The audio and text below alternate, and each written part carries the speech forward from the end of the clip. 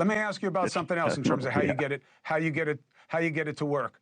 The roundups of the worst people that you find, you're going to get good buy-in on that. I've only reported on one story, but I've heard about 75 of people getting swept up in these ICE raids that do not check any of the boxes other than being in the country illegally. What is Congress's role in making sure that the roundups are being done the right way? Okay, well, I think you can have completely different perspectives on this. I mean, I heard your last guest. I mean, we'll never agree. It's impossible for me to agree with your last guest because we come at this problem from completely different views. If you've committed the one crime of being in the country illegally, in my view, you should be deported. And right now, that's what the majority of Americans believe too. It's still, just 5 days ago, you still have 60% support for deportations. You obviously have that support in the majority of Congress in both the Senate and the House. So Congress's role right now is to do what we believe in, which is support it.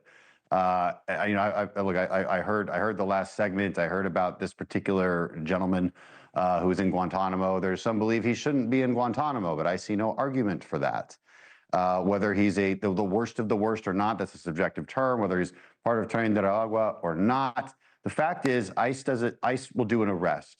And they might arrest somebody who is known to be a Tren de Aragua, but there might be 3 other guys in there. Turns out they're all illegal. Well, they're all getting deported.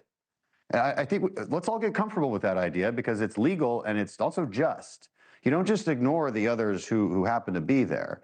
And I disagree with one of your premises too, which is that Guantanamo is hell. It is not hell. Ooh.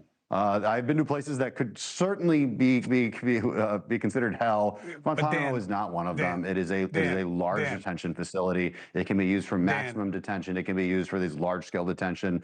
It's nimble in that way. It's one of many places we're gonna have to actually hold people. I know, but even if they're claiming asylum, this is where we disagree on a premise. Somebody claims asylum, in my mind, fine. You hold them until they're adjudicated.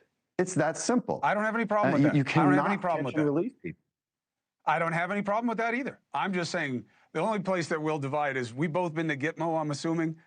You would never get away with holding Americans there, put it that way.